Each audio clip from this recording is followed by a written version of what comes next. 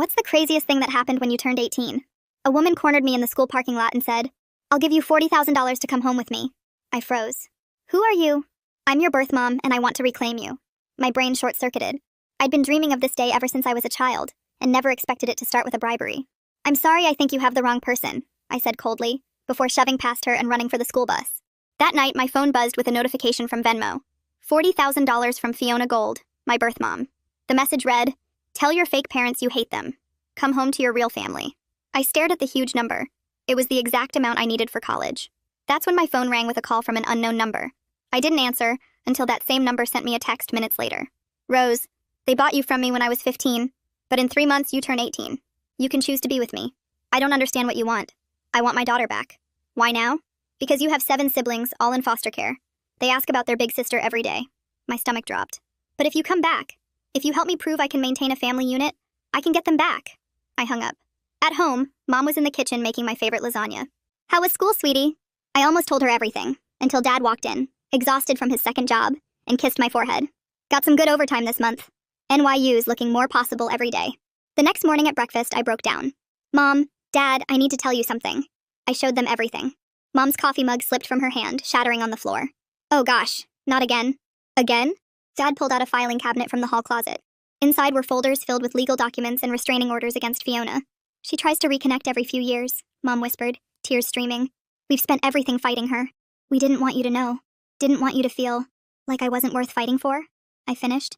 "Like you were being fought over," Dad corrected. My phone buzzed with another Venmo notification. $1,700 with the message, $100 for every year your parents stole. When I didn't respond, she followed up with, "Your real siblings need you. They cry for you. Be the sister they deserve." I screenshotted everything. That week, Fiona escalated. She sent CPS to our house with an anonymous tip about medical neglect. The Venmo offers increased to $50,000, then $60,000. That's when I realized what I had to do. I called Fiona back the next day. "I've been thinking about your offer." Her voice brightened immediately. "You have? The money. It would change everything. And those kids, my siblings, they deserve better than foster care." She laughed, relief flooding through the phone. I met Fiona at a coffee shop the next day where she coached me through fake tears. "Remember, you need to say they made you feel like a burden after the cancer you beat. That they threw the medical bills in your face. They would never. That's not the point. The judge needs to hear it." She introduced me to 3 witnesses she'd paid, including my dad's estranged brother who'd agreed to testify for $10,000. "He's going to say he saw them lock you in your room," Fiona explained casually. "And this woman will say she heard your mom call you ungrateful at the grocery store. Once I have you, all my other kids follow. That's 8 kids, Rose. Maximum government support, tax benefits, and the survivor benefits from your biological father's death." My blood went cold. "My father's dead?" She waved her hand dismissively, sliding a document across the table. "Sign this. It says you want to explore reunification." I signed it. She had no idea my phone was recording in my pocket, or that my parents' lawyer was receiving everything in real time. 2 weeks before my 18th birthday, we all walked into court. Fiona had coached me to sit away from my parents, to flinch when they tried to touch me. Fiona took the stand, tears streaming. "I just want my daughter back. I want her to know her real siblings before it's too late." Then the judge turned to me. "Rose, I'd like to hear from you." I stood up slowly, just like Fiona had coached me. "Your Honor, I have something to say." I pulled out my phone and Fiona's voice filled the room.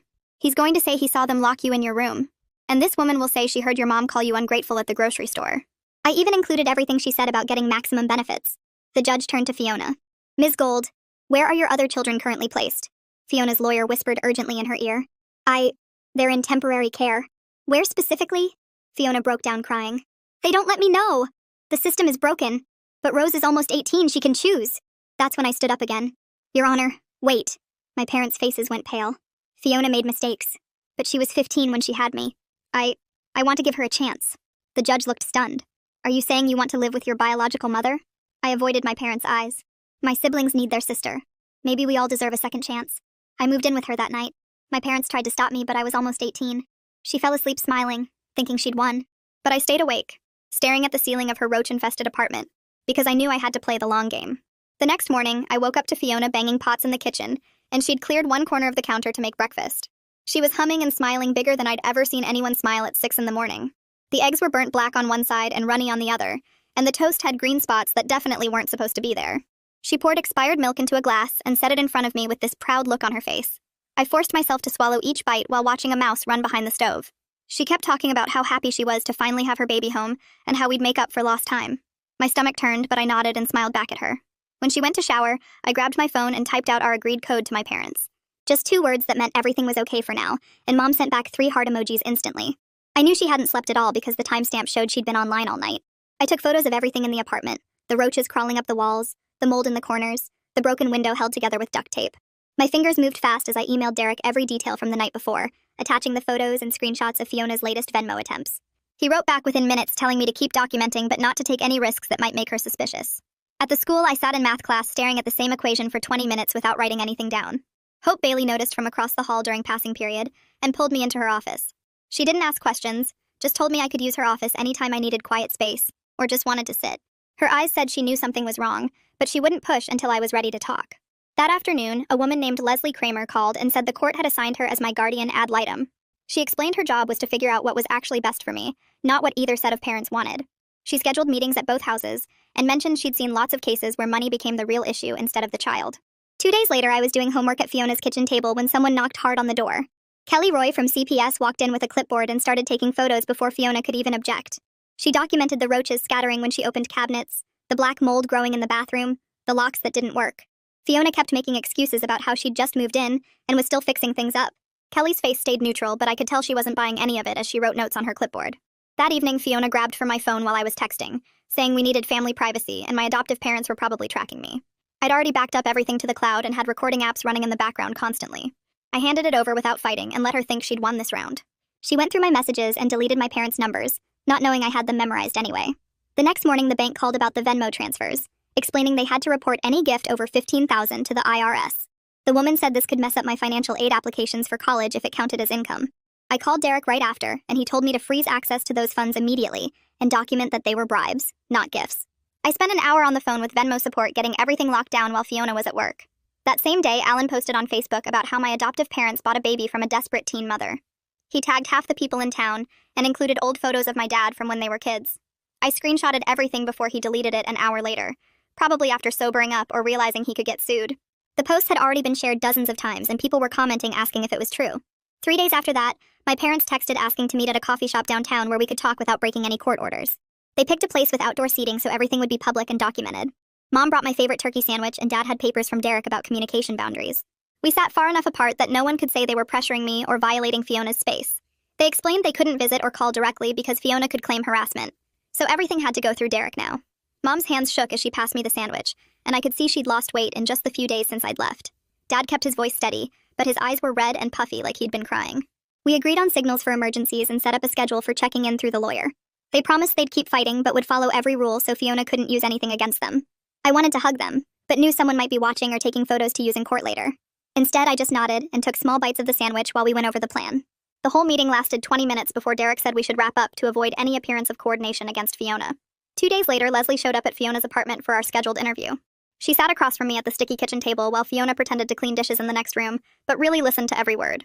Leslie asked why I'd chosen to move in, and I explained about wanting to know my siblings, keeping my voice steady while Fiona banged pots louder whenever I paused too long.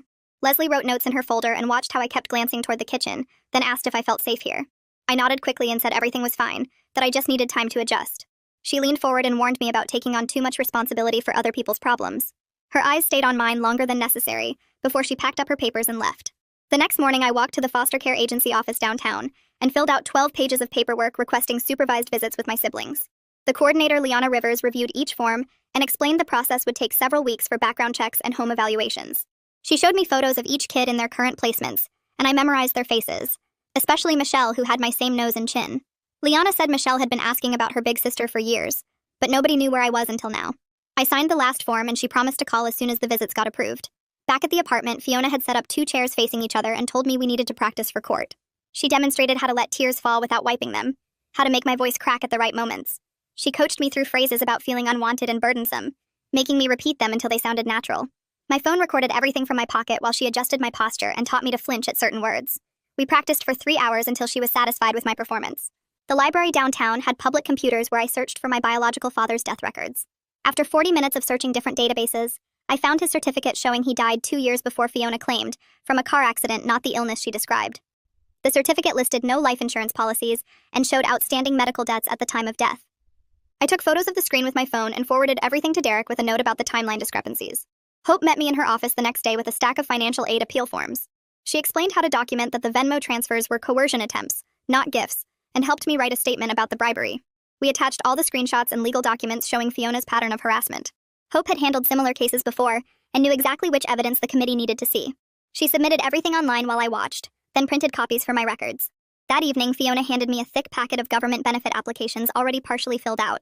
The forms listed 8 children living in the household, even though it was just us 2 in the apartment. She pointed where I needed to sign as an adult dependent and pushed the pen toward me. I said I wanted to read everything first and took the packet to my mattress on the floor. While she watched TV, I photographed every single page with my phone, getting clear shots of her handwriting claiming false dependents. When she came to grab them back 20 minutes later, I'd already documented everything. Kelly showed up at my adoptive parents' house that afternoon, investigating another anonymous complaint about educational neglect.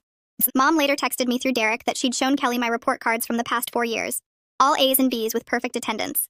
Kelly had rolled her eyes and noted this was the 4th false report in 2 months, all from the same phone number.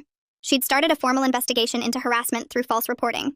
The status conference at the courthouse lasted 90 minutes with everyone crammed into a small room. The judge reviewed all the recent reports and complaints, then maintained the current supervised arrangement despite Fiona's lawyer arguing for immediate full custody. She scheduled complete home evaluations for both households within the next month.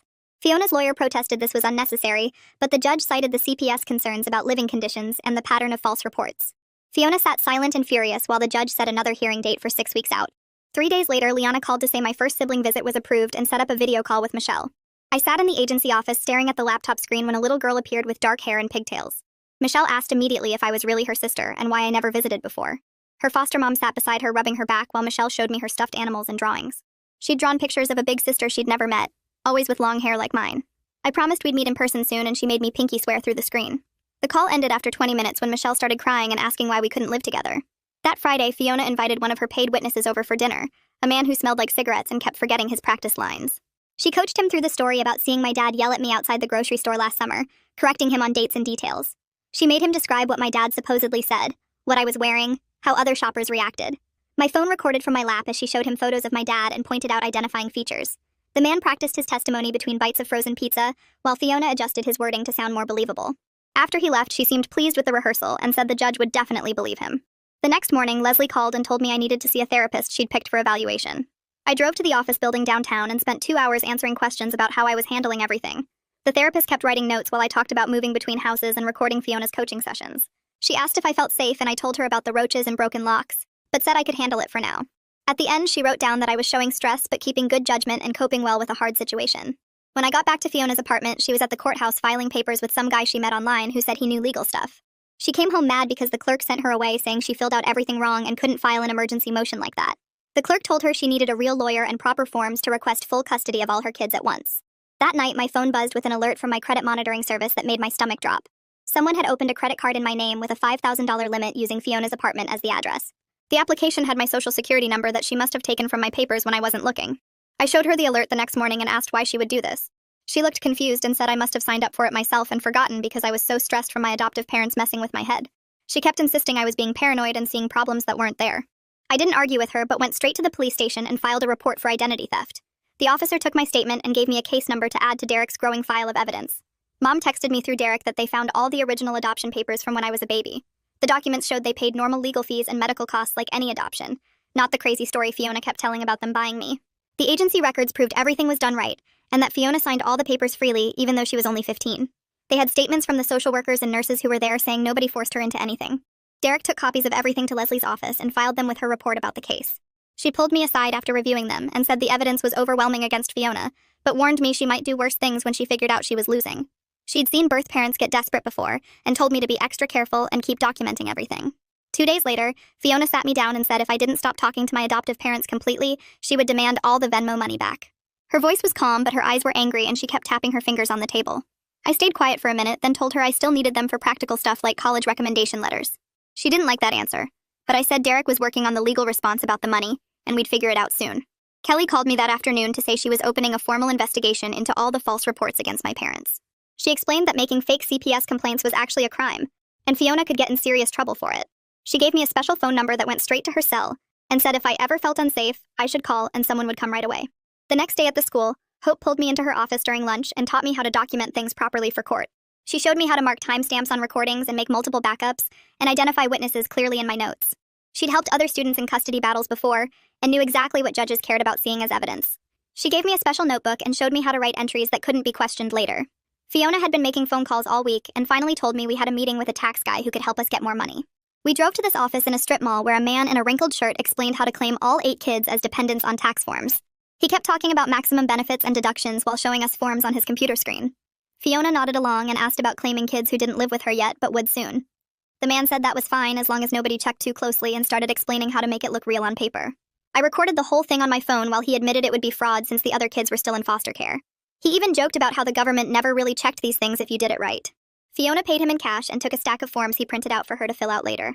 On the drive home, she was excited about all the money we'd get back and started planning what to buy with it. I kept quiet and sent the recording to Derek as soon as I got to my room. The walls were so thin I could hear her on the phone with someone talking about how she'd have all her kids back soon, and the money would start rolling in. That night, I couldn't sleep thinking about what she said about my biological father's death and survivor benefits. I grabbed my laptop and started searching government websites about Social Security survivor benefits and life insurance policies. The Social Security website said minor children could get benefits if a parent died, but only if that parent had worked enough quarters to qualify. I searched my biological father's name and found an obituary from 6 years ago saying he died in a motorcycle accident with no life insurance and left behind significant medical debt from his final hospital stay. The article mentioned he'd been unemployed for 2 years before his death and had no assets. I took screenshots of everything and realized Fiona had been lying about money that never existed. Over the next few days, I gathered all my evidence into one massive file on my laptop. I had recordings of Fiona coaching witnesses, screenshots of her Venmo bribes, photos of the apartment conditions, copies of the fake CPS reports Kelly had confirmed, documentation of the credit card fraud, and now proof that the survivor benefits were completely made up. I organized everything into folders with clear labels and timestamps, then made multiple backup copies on flash drives I kept hidden in different places. Leslie and Kelly both needed to see this, but I had to be careful about when and how to share it.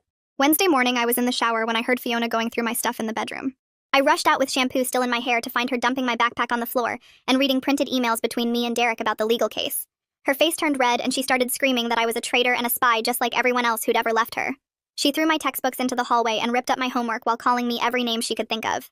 I grabbed my phone and laptop before she could destroy them and shoved them in my school bag while she kept yelling about how I'd betrayed her after she'd given me everything. The neighbors started banging on the walls telling her to shut up, but she just got louder.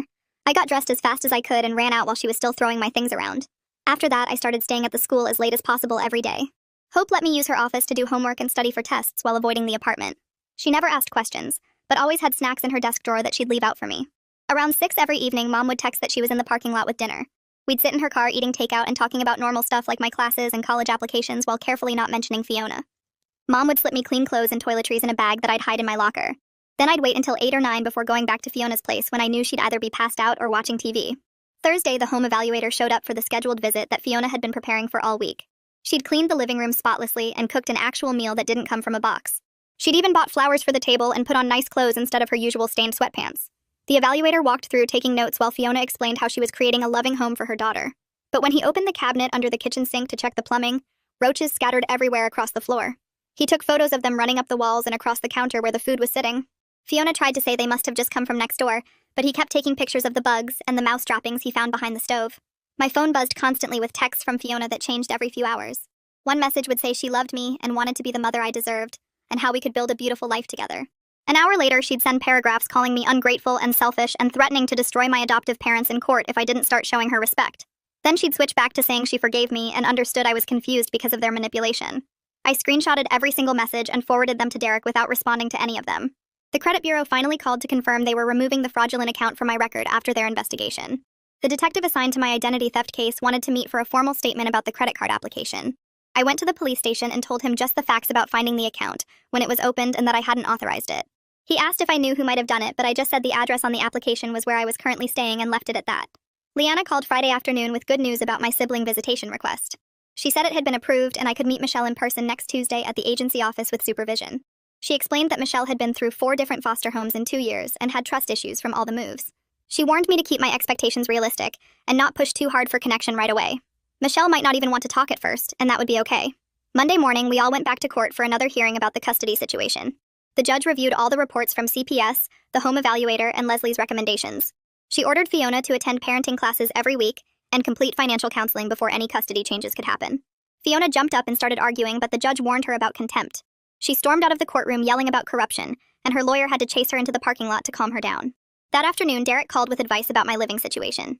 He suggested I file a request for modified arrangements where I could split time between both households while the case continued.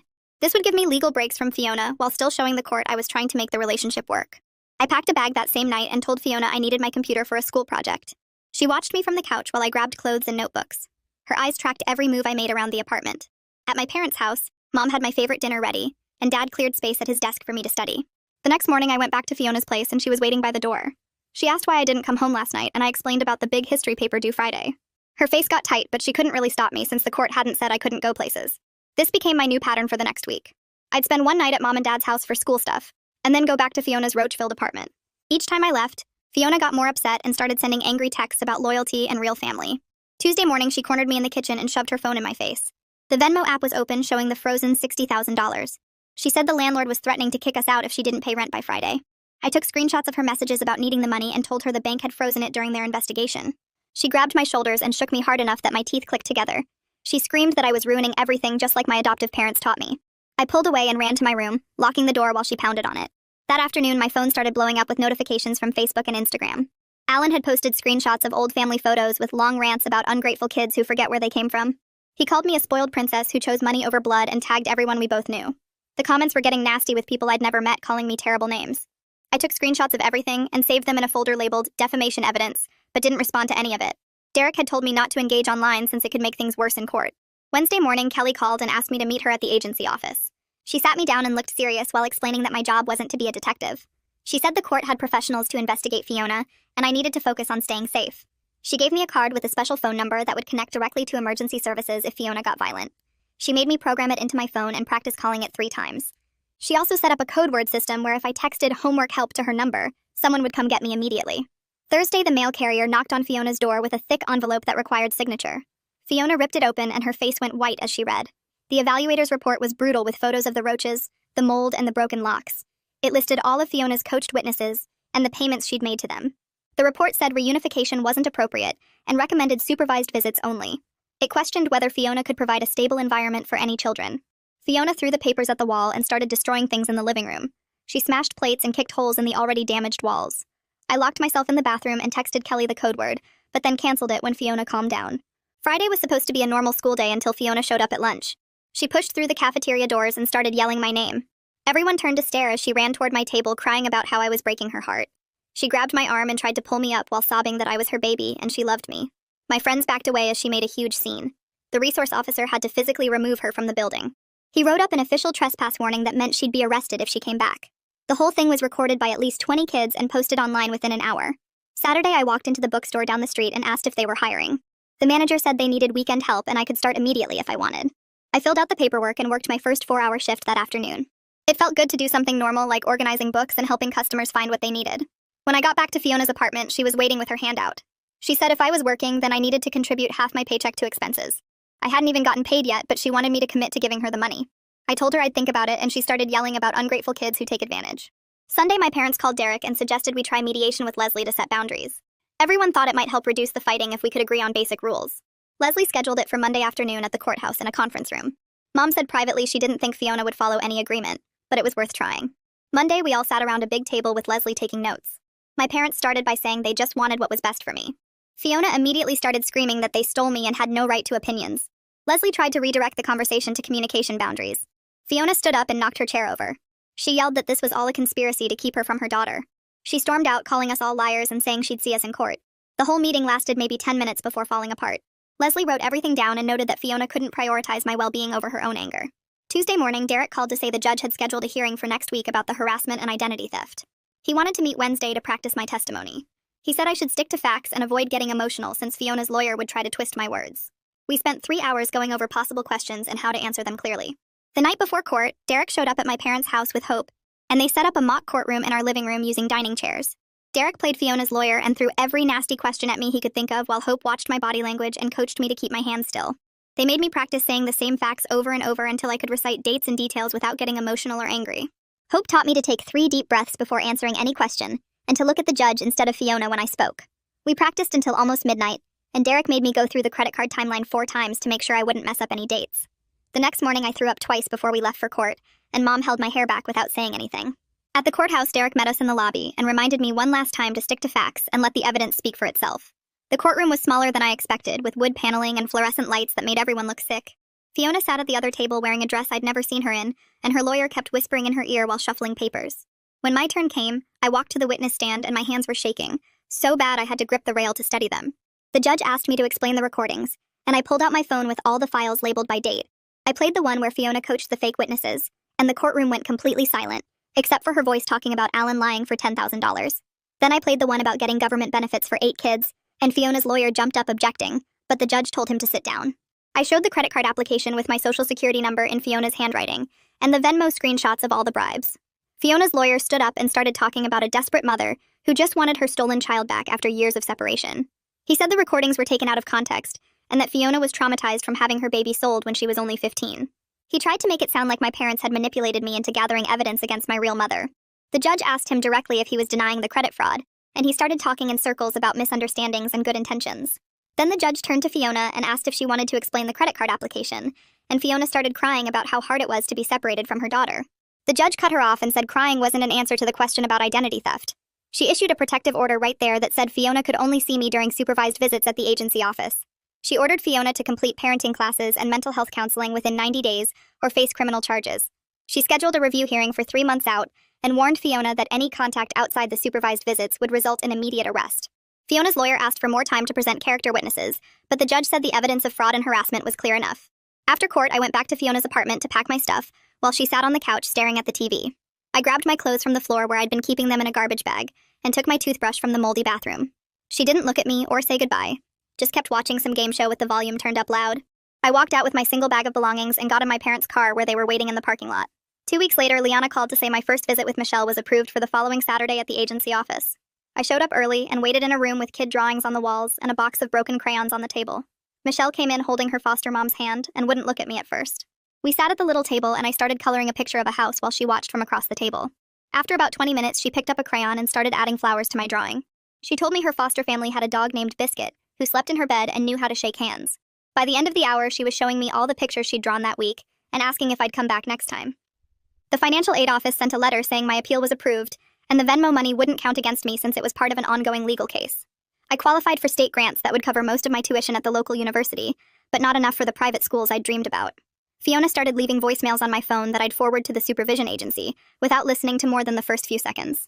They documented everything and adjusted the visitation rules to require an agency worker present at all times.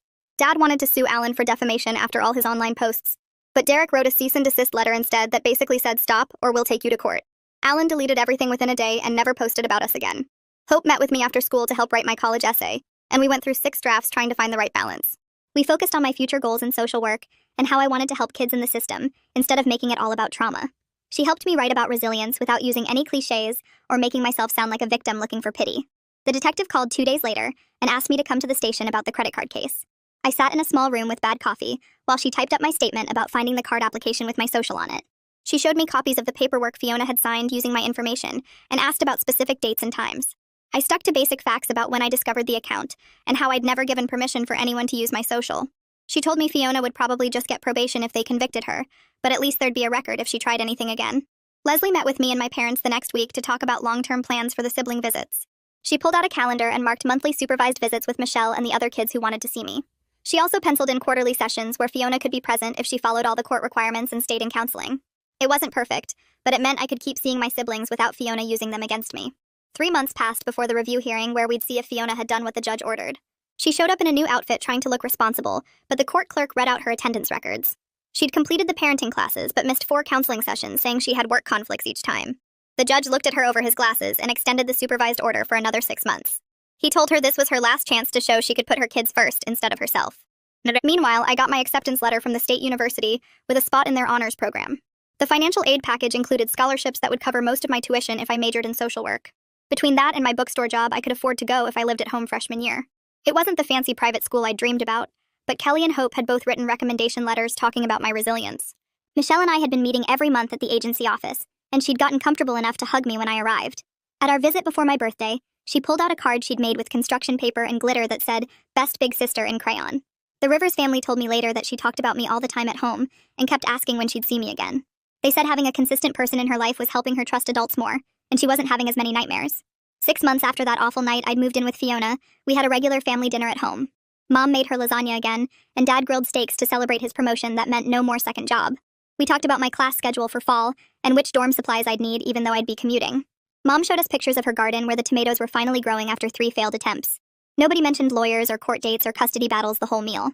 I'd started seeing a therapist every other week to work through everything that had happened. She helped me understand I couldn't save all my siblings by myself, and it wasn't my job to fix Fiona. Some sessions I just cried about how unfair it all was, and other times we practiced saying no to guilt trips. She taught me techniques for when I felt overwhelmed by having 2 families that would never fit together nicely. At graduation, I walked across the stage in my cap and gown while my parents cheered from the bleachers. Dad whistled when they called my name, and Mom took about 50 pictures even though I told her 10 would be enough. I thought about Michelle and my other siblings scattered in different foster homes watching their own big sister graduate. Maybe someday they'd be walking across a stage like this, knowing I'd fought to stay in their lives. The principal handed me my diploma, and I held it up for my parents to see. Everything I'd been through to get here felt worth it in that moment, even if the story wasn't close to over. All right, that's all from me today. Thanks for sticking with me and letting me throw all my questions out there. Until next time, stay curious. Like the video, it helps more than you think.